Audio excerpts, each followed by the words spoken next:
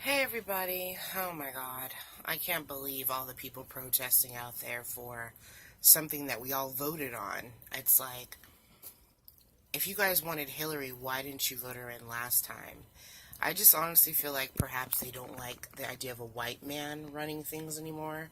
I just think that's crazy considered, the blacks and the whites in this country actually are the ones that went to World War One, went to World War Two. The majority of went to Iraq, fought in Vietnam. I mean, I'm just really confused as to why the foreigners feel like they should have a say so. You don't see us going to Mexico trying to overthrow their rulers. Um, it's just crazy to me also how the media, even after he's won, I mean, they're still on there talking crap. Like I was telling other people, we'll let everybody have their 3 weeks to protest. It's the same thing that happened when the housing market crashed. From Obama, he did nothing to help people. People lost their homes. They didn't get a bailout, but you don't see people crucifying Obama. So we'll let people have their 3 weeks and they're going to protest, and nothing's going to happen of it. Basically, they're just going to violate stuff. They're going to end up locked up because the cops aren't going to keep taking abuse. And that's pretty much it. Things will go back to normal and it'll be what it'll be. 8 years we had Obama and he's done nothing for black people. He considers himself a Muslim. He won't say the word Islamic terrorist. And, if you're doing something illegally, we have laws and you don't want us to enforce those, then what does that say about you? So to sit there and say that Trump is racist, I'm like, did no one hear Hillary, the comments she's made to black people? Saying, go look it up on YouTube, her saying, you know what, I'm going to go talk to the white people right now. In front of black people, she said this as they were trying to talk to her. Go look up the part about her talking about us being super predators. Bill Clinton signed the three strikes law, which, if you notice, blacks and Latinos have been the main ones getting locked up for 25 years to life for crimes that weren't even violent. This is why in California we had to just pass legislation, I guess, on the voter ballot that says that if it's not violent, can we let these people out? You know what I mean? Look up how many black people are actually locked up and Mexican people, and you guys always vote Democrat. I mean, Obama has been in office for 8 years and he hasn't done anything for black people at all. Chicago's still a dump. Detroit's still a dump. I mean, is no one talking about the fact that blacks are actually being killed by Mexicans in their own neighborhoods? No one's talking about that. Everybody wants to ignore it. I'm in California, and it's not just a little bit of jobs. You're talking about FedEx jobs, real estate jobs. There's a lot of jobs that, us Americans are not able to get because we're constantly competing with foreigners. When I go to LA Fitness, which is like right around the corner, I got into the hot tub and it's four people from South Korea and they're talking their language and you don't even know if they're talking crap about you. They're sitting there and they're talking and they're looking at you like you're weird, like you don't belong. You know what I mean? Hey, I say this, if we're gonna get some foreigners in this bitch, can we get some hot ones? I mean, can we get some hot Russian guys or some hot chicks from Sweden? You know what I mean? The problem I have with some of the foreigners too is that they're ugly. We're having ugly people. They hate our country. They wave their flags. I mean, if you like Mexico so bad, go over there. I've been to Mexico. They want to come here. Tell me what breakthroughs are happening in Mexico. Are they coming up with anything? I mean, we dominate in sports, we dominate in music, we dominate in fashion, we dominate in perfumes, we dominate in education. We pretty much dominate Mexico for everything. If Mexico, Venezuela, all those places were so great, they wouldn't be coming here. So if you have so much pride for your country, then just go back and live there. And before you go and tell me, oh, go back to Africa and go back to your place, we made this country what it was. We're the reason why you have EBT. We're the reason why you have Social Security. You don't have that in Venezuela. You don't have that. We're the reason why you're allowed to own a home.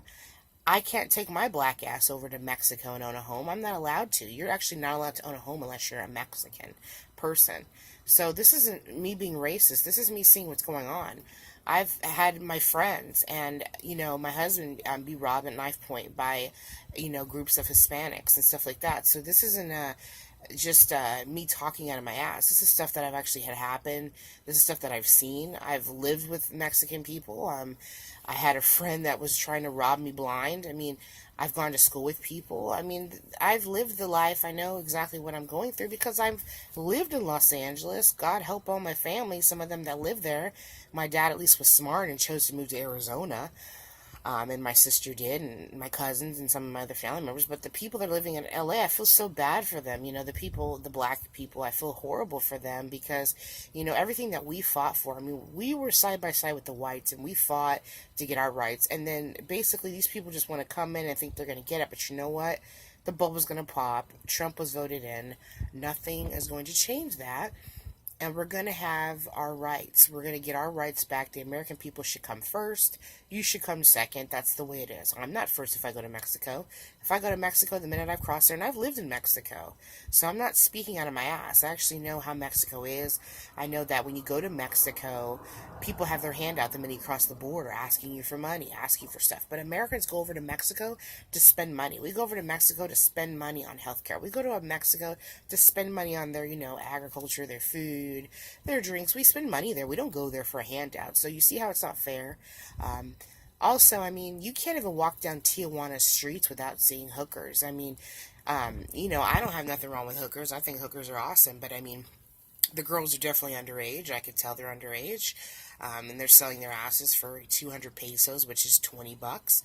This is right next to the taco shops. This is all around Tijuana. So, you know, let's not judge America and talk shit about us and our leadership. There's obviously something wrong when you have over 200 to 300 girls standing on any street corner, and they're all together against the wall, and they're selling their asses for 20 bucks. I talked to a Mexican guy yesterday, and he claims that he's a veteran. I don't think he is because I asked him for his ID, and of course he didn't have it. And he's talking about, oh, they want to attack Trump, they're going to get Trump. And I'm like, really?